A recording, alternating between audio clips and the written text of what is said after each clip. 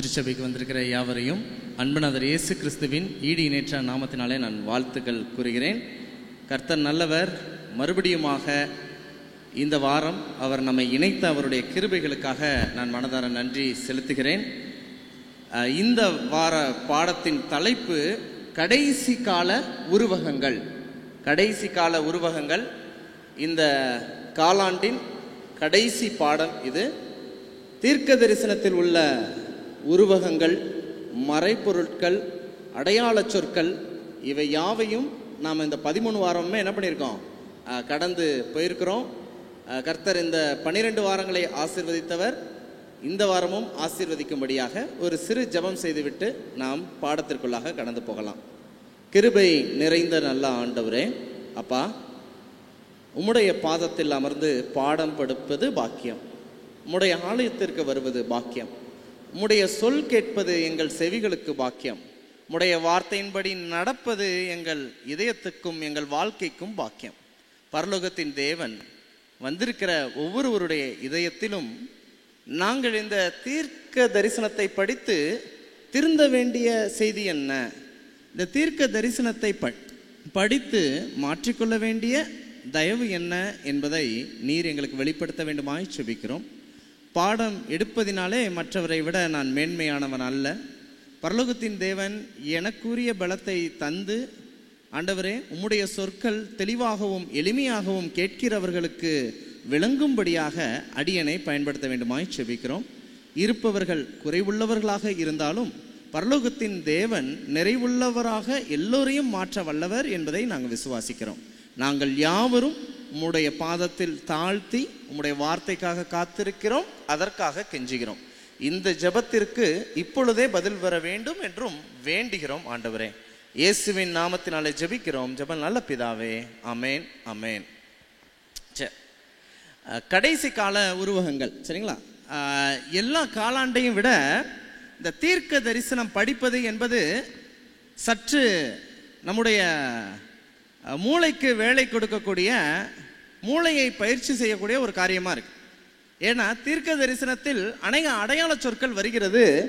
ஒவ்வொரு அடையாள சொற்களுக்கும் என்னென்ன அர்த்தங்கள் இருக்கிறது என்பதை ஒரு மனிதன் தேட வேண்டும்.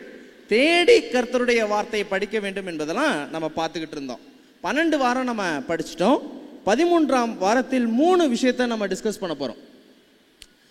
யோனா மற்றும் இயேசு இருவருக்கும் இடையில் உள்ள சம்பந்தம் என்ன, இருவருக்கும் இடையில் உள்ள ஒப்புமை என்ன அப்படிங்கிறத ஒரு பகுதி படிக்க போகிறோம். ஜோனா அண்ட் ஜீசஸ். 2வது நினிவே பட்டணம் மற்றும் பாபிலோனிய பட்டணம். நினிவே பட்டணம் எப்படியா இருந்துச்சு, பாபிலோனிய பட்டணம் எப்படியா இருந்துச்சு, சரிங்களா? 2. 3வது கோரேஸ் மற்றும் இயேசு. இந்த கோரேசுக்கும் இயேசுவுக்கும் என்ன சம்பந்தம் இருக்கிறது என்று படிக்கிறோம். இந்த 3 விஷயம்தான். Only 3 things. Jonah and Jesus, Nineveh and Babylon, Cyrus and Jesus. இந்த 3 பேரையுடைய வாழ்க்கையில் உள்ள 3 விஷயங்களில் உள்ள காரியங்களை தான் படிக்க போகிறோம், சரிங்களா? சரி, முதலாவதாக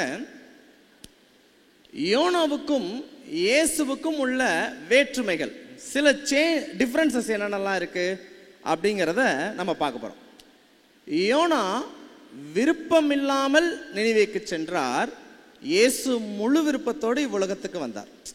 ஜோனாவுக்கு என்ன இல்லைன்னா, அங்கே போகணுன்னு ஒரு டிசையர் இல்லை. மக்களுக்கு போய் சத்தியம் சொல்லி அவங்க மாறிடுறதுல ஒரு விருப்பம் இல்லாமல், ஒரு நாட்டம் இல்லாமல் இருந்தார். ஆனால் நினிவே மக்களை மீட்பதற்கு யோனாவுக்கு விருப்பம் இல்லாத போதும் பரலோகத்தின் தேவன் இந்த உலகத்தின் மக்களை மீட்பதற்கு முழு விருப்பத்தோடு இருந்தார், சரிங்களா? ஓகே, இது ஒரு டிஃபரன்ஸ். 2வது டிஃபரன்ஸ் பார்த்தீங்கன்னா, யோனா கடலின் தண்ணீருக்குள் மூழ்கி போனார். அவரை போட்டால் என்னவாயிட்டார், இம்மர்ஸ் ஆயிட்டார். ஆனால் இயேசு கடலின் தண்ணீருக்கு மேல் நடந்து போனார். அப்போ யோனாவுடைய எபிலிட்டின்னு பார்த்தா அவர் மூழ்கிறாரு. ஆனால் இயேசு இயற்கைக்கும் மேலாக நடந்து செல்லக்கூடியவராக இருக்கிறார். சரி, யோனா தன் பாவத்தின் நிமித்தம் மீனின் வயிற்றுக்குள் 3 நாள் இருந்தார்.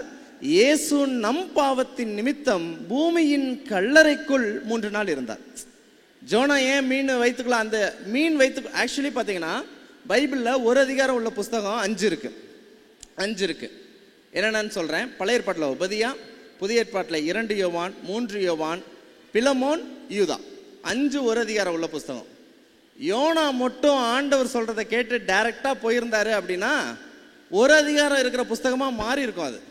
ஆனால் அது ஒரு 4 அதிகார புஸ்தகமாக மாறினது காரணம் அவர் வழி விலகி போகிறாரு. அங்கே கப்பல் பயணம் வருகிறது, அங்கேருந்து தூக்கி போடுறாங்க, மீன் வயிற்றுக்குள்ளே போகிறாரு, ஜெபம் பண்ணுறாரு. அப்புறம் அந்த மனது இல்லாமல் அந்த ஆமணக்கு செடி விஷயம்லாம் நடக்குது. ஆனால் மனம் உவந்து அவர் நேரடியாக போயிருந்தால் அந்த மனமாற்றம் நடந்திருந்தா நேரடியாகவே ஒரு அதிகாரம் உள்ள புத்தகமாக என்ன பண்ணியிருக்கோம், அது மாறி இருந்திருக்கும். ஆனால் அவர் தன்னுடைய பாவத்தின் நிமித்தமாக மீனின் வயிற்றுக்குள் 3 நாள் இருந்தார். ஆனால் இயேசு நம் பாவங்களின் நிமித்தமாக பூமியின் தூளிலே 3 நாள் இருந்தார் என்று சில டிஃப்ரென்சஸ் பார்க்க முடியுது. சரிங்களா? சரி, ஒரு சில ஒற்றுமைகளையும் நம்ம பார்க்கலாம். ஒற்றுமைகள் என்னங்கிறத, கடல் கொந்தளித்த போது இருவரும் அயர்ந்து நித்திரை செய்தார்கள். இந்த கடல் கொந்தளிக்கிற டைமில் யோனாவும் டீப் ஸ்லீப்பில் இருந்தார். நீங்கள் பார்த்தீங்கன்னா மார்க்கில் படிக்கும்போது கடல் கொந்தளிக்கின்ற ஒரு சூழலில் இயேசு அயர்ந்த நித்திரையில் இருந்ததா படிக்க முடியாது. These are all similarities. சரிங்களா? ஓகே. பலர் உயிர் காப்பதற்காக தன் உயிரை பொருட்டாக எண்ணவில்லை. இந்த கப்பலில் உள்ளவங்க காப்பாற்றப்படணும்னா என்ன பண்ணிருங்க, தூக்கி போட்டுருங்க அப்படின்னு பிறரின் உயிரை காப்பதற்காக தன் உயிர் இழப்பதற்கு அவர்கள் என்ன பண்ணலன்னா யோசிக்கல. அதை போன்ற ஆண்டவராகிய இயேசு கிறிஸ்து இந்த உலகத்தில் உள்ள ஒட்டுமொத்த மக்களின் விடுதலைக்காக தன் உயிர் போவதற்கு என்ன பண்ணல அப்படின்னா ஒரு குறைவாக எண்ணாமல் நிறைவாக எண்ணி தன் உயிரை ஒரு பொருட்டாக எண்ணவில்லை அப்படிங்கிறத நம்ம பார்க்குறோம். சரிங்களா? 3வது, இருவரின் வாழ்விலும் 3 நாட்கள் இவ்வுலகத்தின் தொடர்பில் இருந்து துண்டிக்கப்பட்டார்கள். இயேசுவும் 3 நாள் கல்லறையில் இருந்தார், யோனாவும் மீனின் வயிற்றில் 3 நாள் இருந்தார். 3 நாள் சமாச்சாரங்கிறது 2 பேர் லைஃப்லேயும் இருக்குது. இதெல்லாம் சிமிலாரிட்டிஸ் அண்ட் டிஃப்ரென்சஸாக பார்க்க முடியுது. சரிங்களா? ஓகே. இது யோனாவுடைய வாழ்க்கையில் ஒப்பிட்டு பார்க்கக்கூடிய சில விஷயங்களாக பார்க்குறோம். இன்னும் நம்ம தொடர்ந்து ஆழமாக நம்ம படிக்கும்போது இன்னும் யோனாவை பற்றியும் நினிவே மக்களை பற்றியும் படிக்கலாம். ஓகே. 2வது, இந்த நினிவே பட்டணத்தாரை பற்றியும் பாபிலோன் பட்டணத்தை பற்றியும் நாம் புரிஞ்சுக்க போகிறோம். பைபிளில் படிக்கும்போது எப்பயுமே நம்மளை யாரோட கம்பேர் பண்ணிக்கிறதுக்கு வாய்ப்பு அதிகமாக இருக்கும் அப்படின்னா நல்லா கவனிங்க. யாருக்கோட கம்பேர் பண்ணுறதுக்கு வாய்ப்பு அதிகமாக இருக்குன்னா, டேவிட் அண்ட் கோலியாத்னா I compare myself with David. தாவீதோடு என்னை ஒப்பிட்டுக்கிறதுக்கு எனக்கு ரொம்ப சந்தோஷமாக இருக்கும். ஒருவேளை தானியேல் படிக்கும்போது தானியேலோடு என்னை ஒப்பிட்டுக் கொள்வதற்கான ஒரு விருப்பம் எனக்கு இருக்கும். யாராவது அந்த சிங்கக்கபில போட்ட நபரோடு ஒப்பிடப்பட விருப்பப்படுவோமா? இல்லை கோலியாத்தோடு தன்னை ஒப்பிடுவதற்கு விருப்பப்படுவோமானா இல்லை. we always compare ourselves with the heroes in the Bible. அந்த விசுவாச வீரர்களோடு நம்மை ஒப்பிட்டு பார்ப்பது நமக்கு விருப்பமாக இருக்கும். ஆனால் வேதம் சொல்லுது எல்லா கதாபாத்திரங்களும் அது நமக்காக எழுதப்பட்டு இருக்கிறது என்று பவுல் சொல்றார். அப்படின்னா சில நேரத்தில் கோலியாத் மாதிரியான சுபாவம் எனக்கு இருக்கா அப்படிங்கிறத நான் யோசிக்கலாம். சில நேரத்தில் தானியேலின் அந்த உடன் வேலையாட்களை போன்ற சுபாவம் எனக்கு இருக்கிறதாங்கிறத என்ன பண்ணலாம், யோசிக்கலாம். அந்த அடிப்படையில் நினிவே பட்டணத்தின் மக்களுடைய சுபாவம் எனக்கு இருக்குதா, இல்லை பாபிலோன் பட்டணத்தின் மக்களுடைய சுபாவம் எனக்கு இருக்குதா, நான் என்ன பண்ணிக்கணும், ஒப்பிட்டு பார்க்கணும். I should compare my self. நான் எல்லா நபர்களோடும் ஒப்பிட்டு பார்க்கக்கூடிய நபராக இருக்கும்போது ஆண்டவர் ஆமாப்பா இந்த விஷயம் உனக்குள்ளே இருக்கு, மாற்றிக்கோன்னு சொன்னால் மாற்றிக்கலாம். அதுதான் ஒரு திறந்த மனதுடைய கிறிஸ்தவனுடைய வாழ்க்கையுடைய எண்ணமாக இருக்கும். சரிங்களா? ஓகே. சரி, ஏன் ஏசப்பா இயேசு ஏன் நினிவே மக்களின் மனம் திரும்புதலை குறிப்பிட்டார்? சரிங்களா? வசனம் ஃபர்ஸ்ட் வாசிப்போம். யோனாவின் பிரசங்கத்தை கேட்டு நினிவே பட்டணத்தார் மனம் திரும்பினார்கள். நல்லா கவனிங்க. இதோ யோனாவிலும் பெரியவர் இங்கே இருக்கிறார், ஆதலால் நியாய தீர்ப்பு நாளிலே நினிவே பட்டணத்தார் இந்த சந்ததியாரோடு எழுந்து நின்று இவர்கள் மேல் குற்றம் சுமத்துவார்கள். சரி கவனிங்க. யோனா நினிவே மக்களுக்கு போய் சத்தியம் சொல்றார். நினிவே மக்கள் என்ன பண்ணிட்டாங்க, மனம் திரும்பிட்டாங்க. சரிங்களா? ஓகே. யோனாவிலும் பெரியவர் ஒருத்தர் இருக்கிறார். அது யாரு? இயேசு. இயேசு போய் யூத மக்களுக்கு என்ன பண்ணாரு, சத்தியம் சொன்னாரா? ஆனா அவங்க என்ன பண்ணல, மனம் திரும்பல. அதை குறிப்பிடுறதுக்காகத்தான் வெளியில உள்ள புறஜாதியாரான நினிவே போய் சத்தியம் சொல்லும் போது அவங்களாம் என்ன பண்ணிட்டாங்க, மாறிட்டாங்க. சொந்த ஜனன்னு அழைக்கப்படுற நபர்கள் என்ன பண்ணல, மாறலைங்கிறத சொல்றதுதான் சொல்றாரு. நான் சொல்றதுக்கு 4 ஆதாரம் கொடுக்குறேன். 4 ஆதாரம், சரிங்களா? ஓகே. 2வது ஆதாரம், இதுக்கு அடுத்த வசனம் என்னன்னு பார்க்கலாம். இயேசு ஏன் நினிவே மக்களின் மனம் திரும்புதலை குறிப்பிட்டாருங்கிறதுக்கு 2வது ஒரு பாயிண்ட் சொல்றேன். இது யாருன்னா, அந்த ஷீபா என்ற அந்த ராஜஸ்திரீ ஒரு பெண் சாலமோனை பார்க்க வர்றாங்க. இந்த நினிவே பட்டணத்து மக்களை பற்றி சொன்ன அடுத்த வசனத்தை கேளுங்க, நல்லா வாசிப்போமா? தென் தேசத்து ராஜஸ்திரீ பூமியின் எல்லைகளிலிருந்து சாலமோனுடைய ஞானத்தை கேட்க வந்தாள். இதோ சாலமோனிலும் பெரியவர் இங்கே இருக்கிறார். ஆதலால் நியாயத்தீர்ப்பு நாளிலே அந்த ராஜஸ்திரீ இந்த சந்ததியாரோட நின்று இவர்கள் மேல் குற்றம் சுமத்துவார். ஊருக்கு வெளியில புறஜாதியாரா இருந்த ஒரு ராஜஸ்திரீ யாருடைய ஞானத்தை கேட்க வந்தாங்களா? சாலமோனுடைய ஞானத்தை கேட்கறதுக்கு வெளியில உள்ளவங்க வர்றாங்க. ஆனா சாலமோன்லயே பெரியவர் ஒருத்தர் என்ன பண்றாரு, இருக்கிறார். யாரு? இயேசு கிறிஸ்து இருக்கிறாரு. ஆனா அவரோட ஞானத்தை கேட்க யார் வரலனா, யூத ஜனங்கள் வரல. அப்ப பாருங்க, வெளியில உள்ளவங்க சத்தியத்தை கேட்க வர்றாங்க, வெளியில உள்ளவங்க மனம் திரும்புறாங்க. ஆனா உள்ளவங்க என்ன பண்ணலையா, மனம் திரும்பலங்கிறதுக்கு என்ன உதாரணம் சொல்றாரு? 2 உதாரணம் சொல்றாரு. இதே மாதிரி இன்னும் 2 உதாரணம் சொல்றாரு. பாருங்க, நல்லா கவனிங்க. இயேசு ஏன் நினிவே மக்களின் மனம் திரும்புதலை குறிப்பிட்டாருங்கிறதுக்கு தொடர்ச்சியா இதை போன்ற ஒன்றை நான் சொல்லணும்னு ஆசைப்படுறேன். அல்லாமலும் எலிசா தீர்க்கதரிசியின் காலத்திலே இஸ்ரவேலருக்குள்ளே அநேக குஷ்டரோகிகள் இருந்தார்கள். ஆயினும் சீரியா தேசத்தானாகிய நாகமானை அல்லாமல் அவர்களில் வேறொருவனும் சுத்தமாக்கப்படவில்லை என்ற சத்தியத்தின்படியே உங்களுக்கு. இப்ப நாகமான் யாரு? யூதனா புறஜாதியா? புறஜாதி. வெளியில உள்ளவன் தன்னுடைய குஷ்டரோகத்தை உணர்ந்து எங்க வந்து சுகமாயிட்டான், இங்க வந்து சுகமாயிட்டான். ஆனா கூடவே ஒருத்தர் தான், பேர் யாரு? கேயாசி. அவன் என்னவால சொல்ற புரியுதுங்களா? அப்ப ஆண்டவர் இந்த கான்டெக்ஸ்டை ஏன் சொல்றாரு அப்படின்னா, வெளியில உள்ள பீப்புள், வெளியில உள்ள மக்கள் பெட்டர் பர்சனா மனம் திரும்புறாங்க, சாலமோனுடைய ஞானத்தை கேட்க வர்றாங்க, குஷ்டரோகம் சுகமாக வர்றாங்க. But what about the people inside?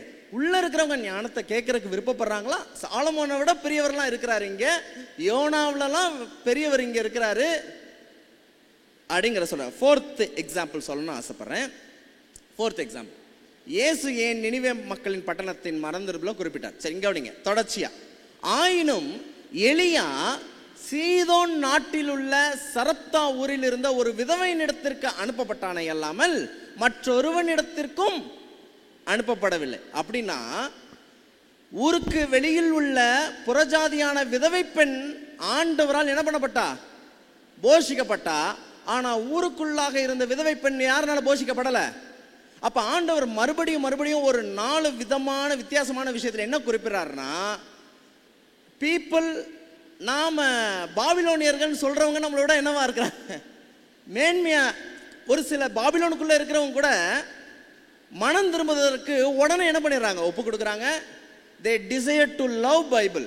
அவங்க வேதத்தை கத்துக்கணுங்கிற வாஞ்சியோட இருக்கிறாங்க. குஷ்டரோகம் நீங்கணும்னு நினைக்கிறாங்க. தனக்கு இல்லாட்டினாலும் அந்த சாப்பாடை மற்றவங்களுக்கு கொடுக்கணும்னு நினைக்கிறாங்க. அப்படிப்பட்டவங்களா தான் யார் இருந்தா? இந்த சாரிபாத் ஒரு விதை பண்ணா இருந்தாங்க. ஆனா உள்ளுக்குள்ள உள்ளவங்க அப்படி இல்லையே. நாம நினிவே மக்களை போல உடனே மனம் திரும்பணும், ஞானத்தை கேட்க ஓடி வரணும், நாகமான போல குஷ்டரோகம் நீங்கணும்னு நினைக்கணும். அதுக்கப்புறம் இந்த பெண்ணை போன்று இன்னும் உதாரத்துவமா தனக்கு இல்லாட்டினாலும் தர்மமும் தானமும் பண்ணலாங்கிற எண்ணத்துக்கு வரணும். அப்படிங்கிறத குறிப்பிடுறதுக்கு ஆண்டவர் இந்த பாயிண்ட்ஸை, இந்த விஷயங்களை மறுபடியும் என்ன பண்றாரு? Is punching this point again and again. சரிங்களா? இதெல்லாம் பழைய ஏற்பாட்டு எக்ஸாம்பிள் புதிய ஏற்பாட்டில் சொல்றாரு. இன்னும் சில எக்ஸாம்பிள்ஸை சொல்றாரு. எக்ஸாம்பிள் புதிய ஏற்பாட்டில் உள்ளது பார்ப்போமா? புதிய ஏற்பாட்டிலும் இயேசுவை ஏற்றுக்கொண்ட புறஜாதியார். இப்போ நல்லா கவனிங்க, இந்த பாயிண்ட்டை எவ்வளோ இம்பார்ட்டண்டாக இயேசு சொல்றான்னு பார்க்கலாம். முதல் விஷயம் பார்த்தீங்கன்னா, இதில் இயேசுவை காண்பதற்கு யார் வந்தாங்க அப்படின்னா, ஞானிகள் வந்தாங்க. ஞானிகள் யூதர்களா? இல்லை. என்ன கொண்டு வந்தாங்க? கரெக்டாக சொல்லுங்க. 3 பொருள் கொண்டு வந்தாங்க. என்னென்ன கொண்டு வந்தாங்க? தங்கம், வெள்ளைப்பழம் உங்க வார்த்தையை வச்சு நான் தூப வர்க்கம்னு நான் எடுத்துக்கிறேன். கரெக்டாக சொல்லிட்டாங்க, சந்தோஷம். தங்கம் வெள்ளைப்பழம் தூப வர்க்கம் இது யார் கொண்டு வந்தாங்கன்னா, பல தூரத்துல இருந்து பல மைல் கடந்து வெளியில உள்ளவன் யாரை பார்க்க வந்துட்டான்? இயேசுவை பார்க்க வந்துட்டான். ஆனா ஏரோது பக்கத்துல விவரம் சொன்ன ஆசாரியர்கள் யாரை பார்க்க வரல? யாரை பார்க்க வரல? இயேசுவை பார்க்க வரல.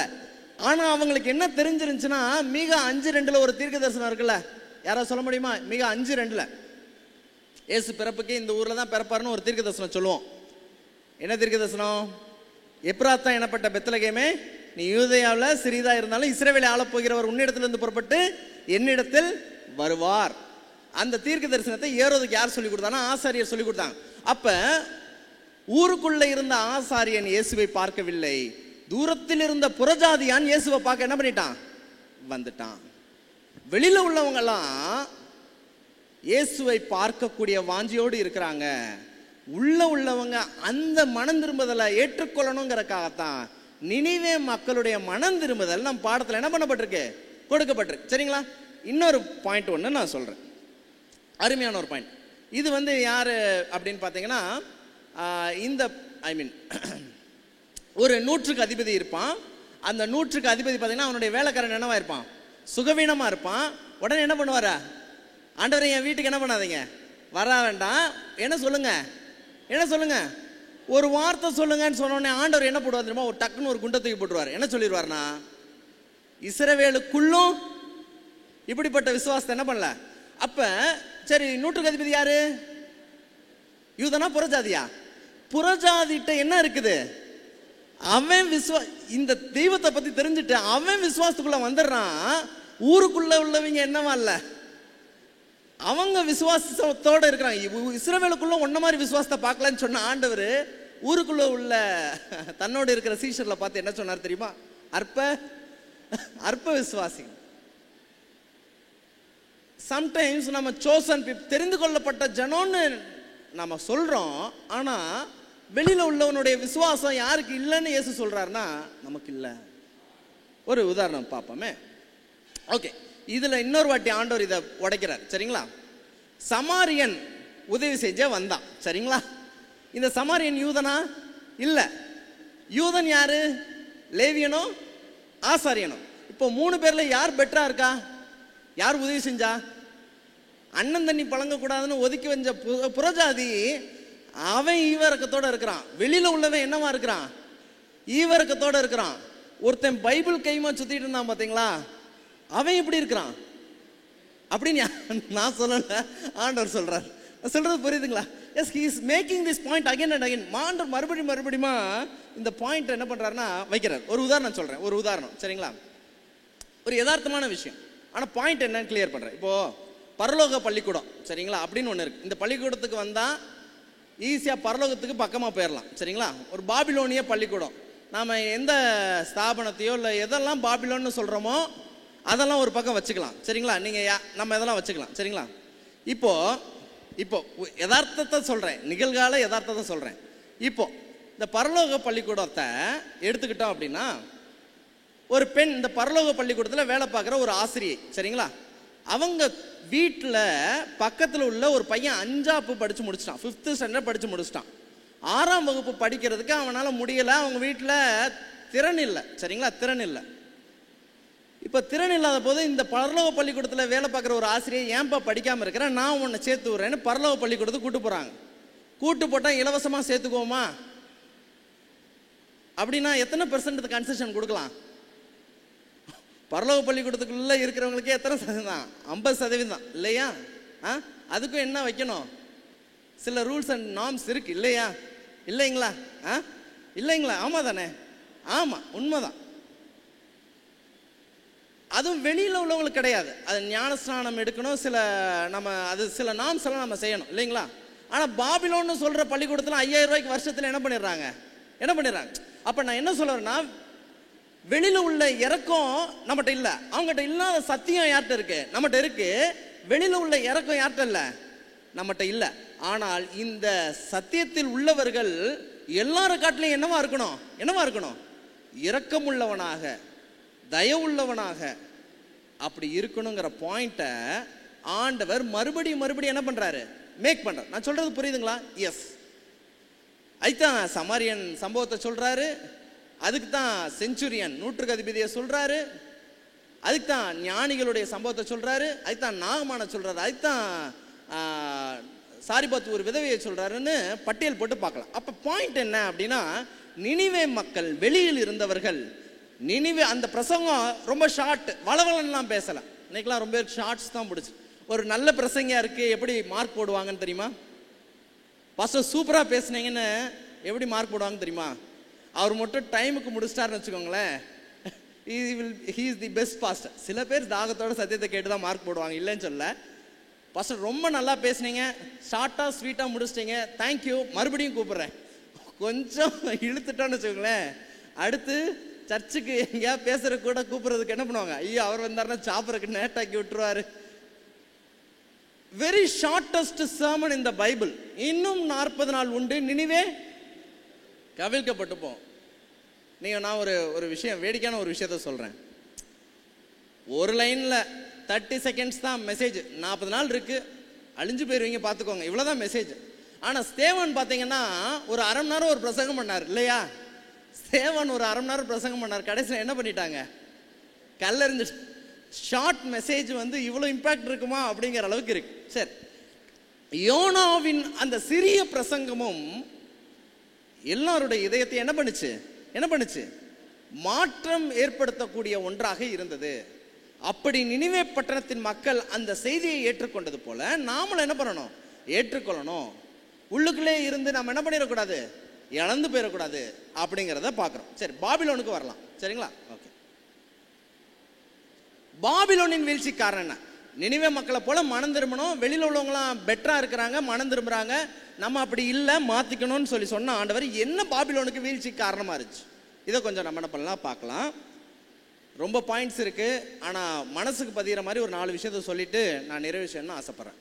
பாபிலோனின் வீழ்ச்சிக்கு காரணம் அவருடைய குமாரனாகிய பெல்ஷாசார் என்னும் நீரோ வென்றால், இதையெல்லாம் அறிந்திருந்தும் உமது இருதயத்தை தாழ்த்தாமல் பரலோகத்தின் ஆண்டவருக்கு விரோதமாக உம்மை உயர்த்தினீர்.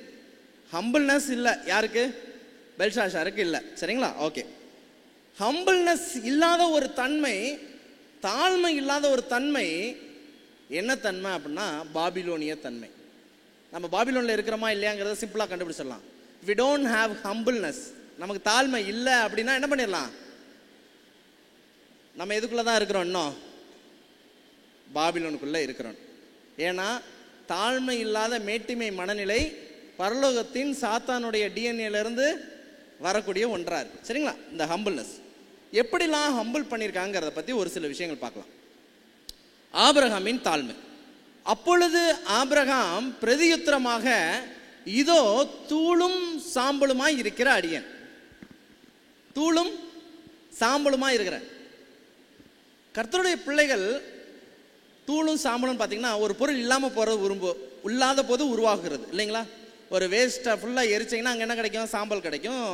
ஒரு பொருளை நம்ம கொஞ்சம் பயன்பாடற்ற பொருளை அறுவை செய்தால் நம்ம தூசியோ இதுவோ கிடைக்கும். சரிங்களா? I am a nothing person, நான் ஒன்றும் கிடையாது. நான் மேன்மை பாராட்டுறதுக்கு எனக்கு என்ன இல்லை, ஏதாவது இருக்கா, ஒன்றும் கிடையாது. நான் நல்லா பிரசங்கம் பண்ணுறேங்கிறது ஒரு மேன்மையா இல்லை, நான் நீண்ட நேரம் ஜெபிக்கிறேங்கிறது ஒரு மேன்மையா இல்லை.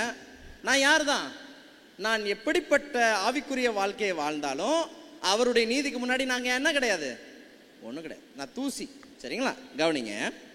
அடுத்து தாவீது பாருங்க, இப்போது கர்த்தருடைய சமூகத்தில் என் ரத்தம் தரையில் விழாதிருப்பதாக மலைகளே ஒரு கௌதாரி, இஸ்ரவேலில் ராஜா ஒரு தெள்ளு பூச்சியை தேட வந்தீரோ. ரெண்டா ஒப்பிடுறாரு. என்ன சொல்றாரு? கௌதாரி தெள்ளுப்பூச்சி. கௌதாரி யாரும் பார்க்கல அப்படின்னா நாளைக்கு கடையில பார்க்கலாம். காடை மாதிரி இருக்கிற ஒரு பொருள் தான் என்னது, கௌதாரி. எளிமையா வேட்டையாடப்படக்கூடிய ஒன்று தான் என்னது கௌதாரி. இந்த கௌதாரி மாதிரியான ஒரு எளிமையான ஒரு நபர் நான், என்ன தேடுறதுக்கு ஒரு 500 பேரை கூட்டிட்டு என்ன பண்ணிட்டீங்க. கௌதாரிய தெள்ளுப்பூச்சி ஒரு கொசு மாதிரியான ஒரு ஆளு, என்ன தேடுறதுக்கு படையெல்லாம் என்ன பண்ணிட்டீங்க. Sometimes we humble ourselves before God. ஆண்டவர் முன்னாடி நான் ஒன்றும் இல்லை, நான் தூசி சாம்பல் குப்பைலாம் சொல்லிடுவோம். ஆனால் சக மனிதன் முன்னாடி தாழ்த்துறது அவ்வளோ லேசாக வராது. சக மனிதன் முன்னாடி என்ன பண்ண மாட்டோம், தாழ்த்துற கொஞ்சம் நம்ம சுய இடம் கொடுக்காது. ஆனால் இங்கே தாவீது சொல்கிறாரு, சவுல் முன்னாடி தாழ்த்துறார். சவுல் ரொம்ப மேன்மையான நபரா இல்லை, நான் ஒரு ஒன்றும் இல்லாதவர், எளிமையாக வேட்டையாடலாம், நீங்கள் போட்டு தள்ளிட்டு என்ன பண்ணிக்கலாம், போயிட்டே இருக்கலாம், அப்படி நீங்கள் பொருட்படுத்துகிற அளவுக்கு யார் கிடையாது, நான் ஆளே கிடையாது. இது தாவீதோட தாழ்மை. சரிங்களா?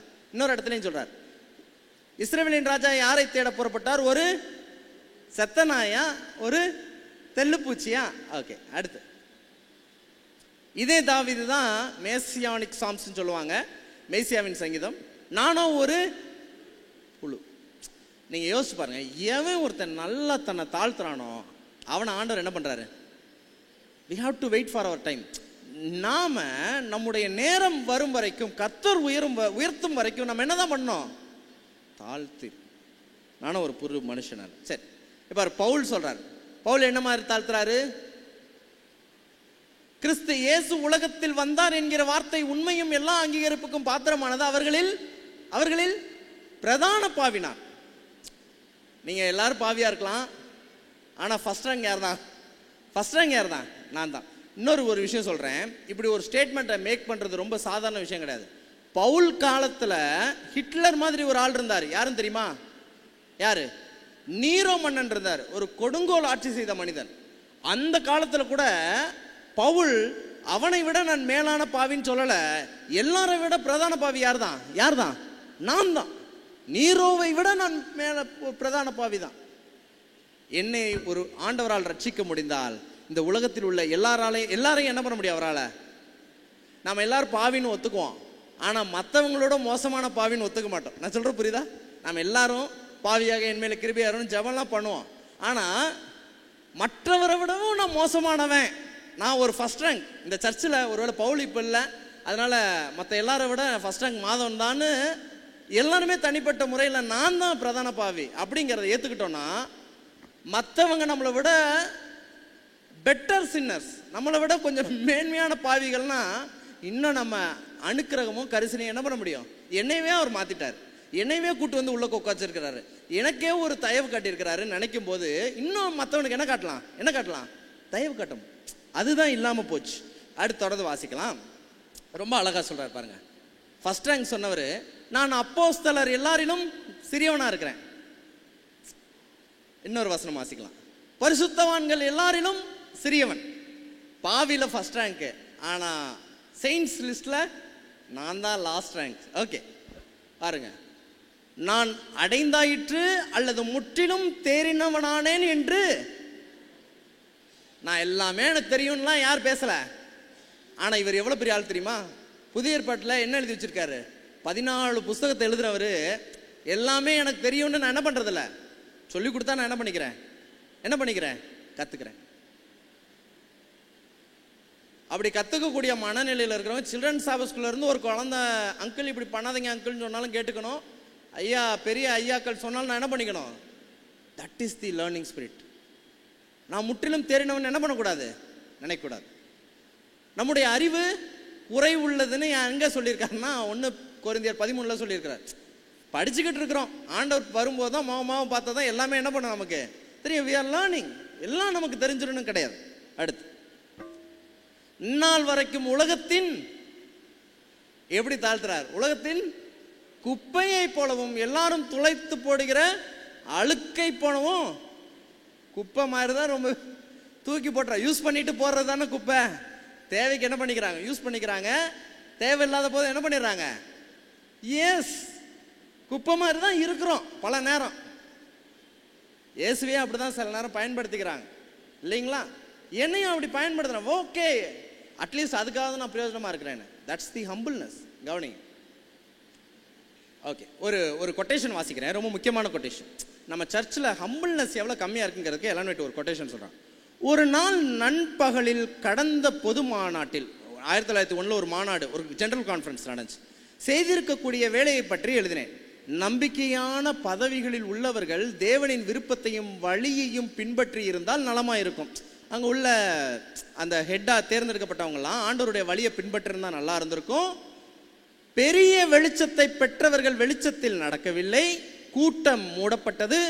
மனிதர்கள் தாங்கள் செய்ய வேண்டியபடி கர்த்தருக்கு முன்பாக தாழ்த்தவில்லை. பரிசுத்த ஆவியானவர், அப்ப சர்ச்சில் இந்த எஃபெக்ட் ஆஃப் ஹோலி ஸ்பிரிட், ஆவியானவருடைய வல்லமை ஏன் கொடுக்கப்படலன்னா என்ன இல்லையா நம்மகிட்ட? தாழ்மை இல்லை. 1901 அந்த பிரச்சனை. எல்லாருக்குமே தாழ்மை வேணும். தாழ்மை வந்துட்டா சபை வேற லெவலில் போயிடும். we should humble ourselves more. எவ்வளோ தூரம் ஒருத்தன் தன்னை தாழ்த்துறானோ அவ்வளவு தூரம் ஆண்டவர் என்ன பண்ணிடுவாரு, கூட்டிட்டு போ. Testimonies for the search. இப்போ ஒரு உதாரணம், சரிங்களா? நான் இதை படிச்சக்கப்புறம் என்ன குப்பைன்னு சொல்றாரு, தூசின்னு சொல்றாங்க, சாம்பல்னு சொல்றாங்க, புல்லுன்னு சொல்றாங்க. நாம நம்முடைய வாழ்க்கையில நம்மளை என்ன பொருளோட ஒப்பிடலாம்? சரிங்களா? மிகவும் ஒருத்தனை திட்டணும், மதிப்பு கெட்டபடி திட்டணும் அப்படின்னா என்னன்னு சொல்லுவாங்க? விளக்குமார். ஆண்டவரே அப்படிதான் நான் இருக்கிறேன், தாழ்த்தலாம். குப்பை தொட்டி இல்லைங்களா? மிகவும் மதிப்பு குறைவாக கொடுக்கக்கூடிய பொருள்ல அப்படிதான் இருக்கேன் ஆண்டவரே. என்னது? சரி, மிகவும் நான் அநேகருக்கு பரலோகத்திற்கு வழி நடத்தக்கூடிய உதவக்கூடிய ஒரு செருப்பா இருக்குன்னு ஆசைப்படுறேன் ஆண்டவரே. நினைக்கலாம். என்னது இது? டோர்மேட். ஒருத்தவங்க தொடச்சிட்டு உள்ள வருவாங்களா, அந்த மாதிரி ஒரு நபரை என்ன பண்ணலாம் இருக்கலாம். டிஷ்யூ பேப்பர் தேவைக்கு என்ன பண்றாங்க? பவுல் சொல்றாருல, துடைத்து போட படிக்கிற, அப்படி நம்ம என்ன பண்ணலாம்? செருப்பை அடுக்கி வைக்கிற செருப்பு ஸ்டாண்டா கூட என்ன பண்ணலாம்? நீங்களும் யோசிச்சு பாருங்க, என்ன பொருளோட நம்மளை ஒப்பிட்டு பார்க்கலாம். எஸ், இந்த ஹம்பிள்னஸ் இருந்துச்சுன்னா நம்ம இதயத்தில் உள்ள அந்த பாபிலோன் போயிட்டு பரலோகம் நம்ம இதயத்தில் என்ன பண்ணும்? வாசம் பண்ணும். உதாரணம், 3வது விஷயம் நிறைவுக்கு வந்தாச்சு. கோரேஸ் இயேசு. சரிங்களா? நல்லா கவனிங்க. நம்ம பழைய ஏற்பாட்டில் கடைசி புஸ்தகம் என்ன? கரெக்டாக சொல்லுங்க பார்ப்போம். எது பழைய ஏற்பாட்டில்? மல்கியா. ஆனால் யூதர்களுடைய அந்த டனாக், அந்த பழைய ஏற்பாட்டு சுருள்ல கடைசியாக வைக்கப்பட்ட புஸ்தகம் என்ன? கிரானிக்கல்ஸ், நாளாகமம் சொல்றோம். நாளாகமம்னா என்னன்னு தெரிஞ்சுக்குவோம். நாளாகமம் இஸ் நத்திங் பட் டைரி. ஒரு நாளின் குறிப்புகளை பதிவு செய்து வைப்பது தான், நாட்குறிப்பு தான் நாள் ஆகமம் சொல்றோம். புரியுதுங்களா? ராஜாக்களின் நாட்களில் குறிக்கப்பட்டதை பதிவு செய்தது தான் நாள் ஆகமம். அதான் நாளாகமம் சொல்றோம். சரிங்களா? இந்த நாளாகமம் தான் கடைசி புஸ்தகம். சரிங்களா? இந்த கடைசி புஸ்தகத்துல பாபிலோன்ல அடிமையா இருந்த இஸ்ரவேல் மக்களை யாரு மீட்டாரு, யாரு விடுதலை செஞ்சார்னா கோரேஸ் மாமன்னன் தான் என்ன பண்றாரு? விடுதலை செய்யறாரு. சரிங்களா? யூதருடைய கலாச்சாரத்தின்படி கடைசியாக நாளாகமத்தோட முடியுது. அந்த நாளாகமத்துல 70 வருஷ பாபிலோனிய அடிமைத்தனத்தில் கடைசியாக விடுதலை செய்தது யாரு? கோரேஸ். அப்படியே நியூ டெஸ்டமெண்ட் ஸ்டார்ட் ஆகுது. 70 வருட அடிமைத்தனத்தில், பாபிலோனிய அடிமைத்தனத்தில் இருந்து மீட்டது கோரேஸ் என்றால் புதிய மேசியா ஒருவர் வந்திருக்கிறார். அவர் இந்த உலகத்தில் பல வருடமாக பாவத்தில் அடிமைப்பட்டவர்களை மீட்பதற்காக, விடுவிப்பதற்காக, எல்லோரையும் ஆலயமாக கட்டுவதற்காக யார் வந்திருக்காருன்னா இயேசு வந்திருக்கிறார். அப்ப எப்படி பாபிலோன்ல இருந்து கோரேஸ் மீட்டாரோ அதை போன்று பாவத்திலிருந்து இயேசு மீட்டார் என்ற ஒரு ஒப்புமை கோரேஸோடு என்ன பண்ணுது? ஒப்பிடப்பட்டிருக்கு. சரிங்களா? Okay, fine. எப்படி மீட்டாரு அப்படின்னா, ஒரு நாள் ராத்திரி ஐபிராத் நதியெல்லாம் திருப்பி விட்டு அவங்களுடைய ஆட்கள் எல்லாம் உள்ள புகுந்து என்ன பண்ணாங்க? பிடிச்சாங்கிறதெல்லாம் என்ன பண்றோம் நம்ம பார்க்குறோம். சரிங்களா? Okay, final. ஒரு மேபி ஒரு 2-3 ஸ்லைடு தான் முடிஞ்சு. நல்லா கவனிங்க. ஒரு முக்கியமான விஷயம் சொல்றேன். தீர்க்க தரிசனம் படிப்பது மிகவும் முக்கியம். அதே நேரத்தில் ஒரு பழமொழி சொல்லுவாங்க, நான் புரிஞ்சதை சொல்றேன், அதுக்கு வேற அர்த்தம் இருந்தால் தெரில. ஏட்டு சொரக்கா கறிக்கு ஏடு. அந்த ஸ்லேட்டில் வந்து சொரக்கான்னு எழுதி வச்சுட்டு குழம்புல போட முடியுமா? அது கிடையாது. அதே மாதிரி தீர்க்க தரிசனத்தை எழுத்துக்களாக வைத்து கொள்ளாமல் எங்கே வைக்கணும்? பயன்பாட்டுக்கு ஏற்றாறு நான் வைக்கணும். சரிங்களா? அப்போ தீர்க்க தரிசனத்தை படிச்சிருக்கேன், 12 வாரம் படிச்சிருக்கேன், 13ஆம் வாரம் படித்து முடிச்சிட்டேன்னா இந்த கோர்ஸ் முடிஞ்சிருச்சு அப்படின்னா அது ஏட்டுச்சொரக்கா மாதிரி இருக்கக்கூடாது. என் வாழ்க்கையில் என்ன பண்ணணும்? பயன்படணும். அது என்ன விதத்தில் பயன்படுதுங்கிறதுக்கு ஒரு உதாரணம் சொல்கிறேன், கவனிங்க. தானியேல் தீர்க்க தரிசனத்தில் தங்கம், வெள்ளி, வெண்கலம், இரும்பும் களிமண்ணும் வருது. சரிங்களா? இந்த உலகத்தின் ராஜ்யத்தில் முதல்ல என்ன இருந்துச்சு?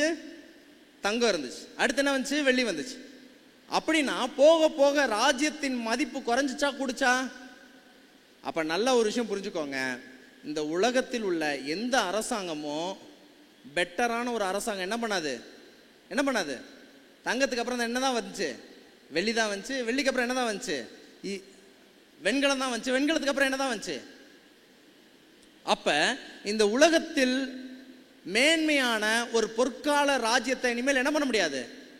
அடுத்து வரக்கூடிய பொற்கால ராஜ்யம் யார் தான்? ஆண்டவர் தான். இது அரசாங்கம் உட்பட எல்லா நிர்வாகமுமே என்னவா தான் இருக்கும்? டிட்டோரியேட்டடாக தான் இருக்கும், குறைவுபட்டுக்கிட்டு தான் போகும். ஏன்னா மனிதனால் எல்லாருடைய குறைவுகளை என்ன பண்ண முடியாது? தீர்க்க முடியாது. அதனால எந்த ஒரு அரசாங்கமோ எந்த ஒரு நிர்வாகமுமோ போக போக என்னவா தான் போகும்? டிட்டோரியேட் ஆகிட்டே தான் போகும், குறைவுபட்டுக்கிட்டு தான் போகும். ஏன்னா இந்த குறைவுகளை சரி பண்றதுக்கு யாருடைய ராஜ்யம் வேணும்? இயேசுவின் ராஜ்யம் வேணும். அதனால நம்ம பெட்டர் கிங்டம், ஒரு நல்ல அரசாங்கம் வரணும், நல்ல நிர்வாகம் வரணும்னு நம்ம எதிர்பார்க்கிறது ஏமாற்றம் தான். ஏன்னா தீர்க்கதரிசனம் என்ன சொல்லுது? ஒரு பெட்டர் கவர்மெண்ட் என்ன பண்ணாது? வராது. நல்லா ஞாபகம் வச்சுக்கோங்க. ரெண்டாவது, தீர்க்க தரிசனம் யோசேப்புக்கு காட்டின உடனே அடுத்த 14 வருஷத்துக்கு என்ன செய்யணும்னு யார் முடிவு பண்ணிட்டா? அதுக்கான ஆயத்தப்பட்டாரா? அப்ப வரக்கூடிய இக்கட்டு காலத்துக்கு என்ன ஆண்டவரே ஆயத்தம் செய்யணும்? என்ன செய்யணும் ஆண்டவரே? மற்றவர்களை காப்பாற்ற, என் குடும்பத்தை காப்பாற்ற, இந்த உலகத்தை காப்பாற்ற என்ன செய்யணும் அப்படிங்கிறத நம்ம என்ன பண்ணணும்? தீர்க்கதரிசனம் படிச்சிட்டோம். What we have to do, என்ன ஆண்டவரே பண்ணணும் அப்படிங்கிறத சிந்திக்கணும். சரிங்களா? அடுத்ததான் நல்லா கவனி. தீர்க்க தரிசனம் படித்து 12 வாரம் 13 வாரமா படிச்சுட்டு நாம என்ன தியாகம் செய்யணுங்கிறத யோசிக்கணும். நான் சொல்ல புரியுதுங்களா? தீர்க்க தரிசனம் படித்த பிற்பாடு என் வாழ்க்கையில் நான் செய்ய வேண்டிய தியாகம் என்ன? ஒருவேளை என்னுடைய வாழ்க்கையில சத்தியத்துல நிற்கப்படாத பகுதி இருக்குதுன்னா அதை நான் தியாகம் பண்றதுக்கு நான் ரெடியா இருக்கிறேன்னா, சில வேலைகளை தவிர்ப்பதற்கும் விடுறதுக்கும் நான் வாஞ்சியோடு இருக்கிறேன்னா, ஆண்டவருடைய ஊழியம் செல்வதற்கு நான் முயற்சி செய்யக்கூடியவனா இருக்கிறேன்னா, ஆண்டவருடைய வருகை துரிதமாயிருச்சுன்னு தீர்க்க தரிசனம் சொல்லுது. அப்ப அந்த நிறைவேறுதலுக்கு முன்பாக ஆண்டவருடைய ஊழியத்தின் முன்னேற்றத்துக்கு இன்னும் ஏதாவது என்னை ஈடுபடுத்திக் கொள்ள முடியுமா? தனி நபராகவோ, என்னுடைய பொருட்கள் மூலமாகவோ, என்னுடைய செல்வத்தின் மூலமாகவோ, என் செல்வாக்கின் மூலமாகவோ, என்னுடைய ஆரோக்கியத்தின் மூலமாகவோ நான் ஊழியத்திற்கு என்னை ஈடுபடுத்திக் கொள்கிறேனா? அப்படி ஒரு முடிவுக்கும் சிந்தனைக்கு நீங்க வந்துட்டீங்கன்னா, இந்த பாடத்தை ஏட்டு சுரக்காவா வச்சுக்காம உங்க வாழ்க்கையில என்ன பண்ண ஆரம்பிச்சிட்டீங்க? பயன்படுத்த ஆரம்பிச்சிட்டீங்க. சொல்றது புரியுதுங்களா நான் சொல்றது? அப்ப தீர்க்க தரிசனம் நம்மிடத்தில் வரப்போகக்கூடிய இக்கட்டு காலத்திற்கு முன்பாக ஒரு தியாகத்தை எதிர்பார்க்கிறது. சரிங்களா? Okay, fine. கடைசி ஸ்லைட். இயேசுவை பற்றி மகாத்மா காந்தியின் வருது. சரிங்களா? ஒரு புக் இருக்கு. இந்த புக் ஒருவேளை நீங்கள் அமேசானில் வாங்க முடிஞ்சா வாங்கி என்ன பண்ணுங்க, படிங்க. ரொம்ப நல்லா இருக்கும். நான் க்ளோசிங் ஸ்லைடு நான் என்ன பண்ணிட்டேன், வந்துட்டேன். What Jesus means to me. What Jesus means to me. இது யார் எழுதுனதுன்னா மகாத்மா காந்தி அவர்கள். அவருடைய சொற்பொழிவில் இருந்தும் அவருடைய அந்த சத்திய சோதனை, அந்த ஆட்டோபயோகிராஃபி இருக்கு பார்த்தீங்களா, அவரே எழுதுனது. அதுல இருந்தும் எடுக்கப்பட்ட ஒரு புஸ்தகம், ரிட்டன் பை மகாத்மா காந்தி. சரிங்களா? இதுல ரொம்ப நல்லா இருக்கு. ஒரு 49 பக்கம் தான். நீங்க பிடிஎஃப் கூட இன்டர்நெட்ல இருக்கு, டவுன்லோட் பண்ணி படிங்க. இல்லை ஒருவேளை வேணும்னா கேளுங்க, நான் சொல்றேன். அதில் சொல்றேன், ரொம்ப இன்ட்ரெஸ்டிங்காக இருந்துச்சு. செர்மன் ஆன் த மவுண்டன் 2வது சாப்டர் ஒன்று இருக்கு. சரிங்களா? ஒரே பக்கம் தான், 2வது சாப்டர். அது சொல்றாரு, ஆரம்பத்தில் பைபிள் எடுத்து நான் என்ன பண்ண ஆரம்பித்தேன், வாசிக்க ஆரம்பித்தேன். ஆதியாகமம் வாசிக்க ஆரம்பித்தேன். ஆதியாகமம் வாசிக்க ஆரம்பித்த கொஞ்ச நேரத்தில் ஆதியாகமம் கடந்து போக போக எனக்கு கொஞ்சம் என்ன ஆயிடுச்சுன்னா போர் அடிக்க ஆரம்பிச்சிருச்சு. என்ன ஆயிடுச்சு? போர் அடிக்க ஆரம்பிச்சிருச்சு. கிட்டத்தட்ட என்னாகம புஸ்தகம் வரும்போது நான் சற்றே தூங்கி விட்டேன். என்ன புஸ்தகம் வரும்போது என்ன பண்ணிட்டாராம், தூங்கிட்டாராம். இப்போ என்னடா, ஆனால் இவருக்கு என்ன ஆசை இருந்துச்சுன்னா எழுதுறாரு, பைபிளை படித்து முடிச்சிட்டேன்னு சொல்கிறது கொஞ்சம் பெருமையாக இருக்கும். அதுக்காவது எல்லாத்தையும் என்ன பண்ணிடுவோம், புரிஞ்சோ புரியலையே என்ன பண்ணிடுவோம், மொத்தமாக வாசிச்சிருவோன்னு நினச்சிட்டு வாசிக்கிட்டு இருந்தான். ஆனால் அவர் பழைய ஏற்பாட்டை கடந்து புதிய ஏற்பாட்டுக்கு வரும்போது மத்தேயு 5ஆம் அதிகாரம் 6ஆம் அதிகாரம் 7ஆம் அதிகாரத்தில் அவர் கடக்கும்போது, ஒருவன் உன்னை வலது கன்னத்தில் அறைந்தால் இடது கன்னத்தையும் திருப்பி கொடுங்கிற வார்த்தை அவருக்கு என்ன பண்ணிருச்சான்? தட் காட் இஸ் அட்டென்ஷன், பிடிச்சிருச்சான். அவர் அந்த வார்த்தைகளை எடுத்து உள்வாங்கிறாராம். உன்னிடத்தில் வஸ்திரம் வேண்டும் என்று இருக்கிறவனுக்கு உன் அங்கேயே என்ன பண்ணிரு, விட்டு விடுன்னு சொன்ன வார்த்தை. இந்த 2 ஸ்டேட்மெண்ட் அப்படியே இருக்கு. கூட்டில் எதுவும் இல்லாத நான் சொல்லணும், அப்படியே இருக்கு. ஒருவன் உன்னை ஒரு கணத்தில் அரைஞ்சா மறுகணத்தை காட்டு. அந்த பாயிண்ட்டு இந்த அஹிம்சை கொள்கை சொல்லுவாங்கள்ல, நான் வயலன்ஸ் மூமெண்ட், அடித்தா திருப்பி அடிக்காமே போராடுறது. அப்படிப்பட்ட நான் வயலன்ஸ் மூமெண்ட்டை உருவாக்குறதுக்கு ஒரு காரணமாக என்ன பண்ணுச்சு இருந்துச்சு. ஒரு வார்த்தை வெளியில் உள்ள ஒரு ஆள் என்ன பண்ணிட்டாரு, பிடிச்சிக்கிட்டார். உள்ளே இருக்கிறவங்க ஒன்றும் பிடிக்கக்கூடாது, மொத்தத்தையும் என்ன பண்ணிடணும், பிடிச்சிடணும். ஒரு கணத்தில் அறைந்தால் மறுகணத்தையும் திருப்பி கொடுன்னு கணவன் மனைவி கடைபிடிக்கணும்னு என்ன பண்ணக்கூடாது, கணவன் மனைவி கடைபிடிக்கணும்னு எதிர்பார்க்கக்கூடாது. புரியுதுங்களா நான் சொல்கிறது? ஒரு கணத்தில் அடித்தா மறுகணத்தை திருப்பி கொடுக்கணும்னு சக விசுவாசி கடைபிடிக்கணும்னு எதிர்பார்க்கக்கூடாது. நாம் கடைபிடிக்கணும். எல்லா தீர்க்க தரிசன வசனங்களும் நமக்கு என்ன பண்ணப்பட்டிருக்கு, வைக்கப்பட்டிருக்கு. முழுமையாக இந்த சத்தியத்தை உள்வாங்கி, நான் மேன்மையானவல்ல, என்னை நான் தாழ்த்துகிறேன், எல்லோரும் என்னை விட மேன்மையானவர்கள் என்ற சிந்தனைக்குள்ளாக நம்ம கடந்து போவோம். கர்த்தர் இந்த சபையை கொண்டு இன்னும் மேலான காரியங்களை செய்வாங்க. நல்ல பாடத்துக்காகவும் சத்திய வேதத்துக்காகவும் நான் நன்றி தெரிவிக்கிறேன். ஆமேன், ஆமேன்.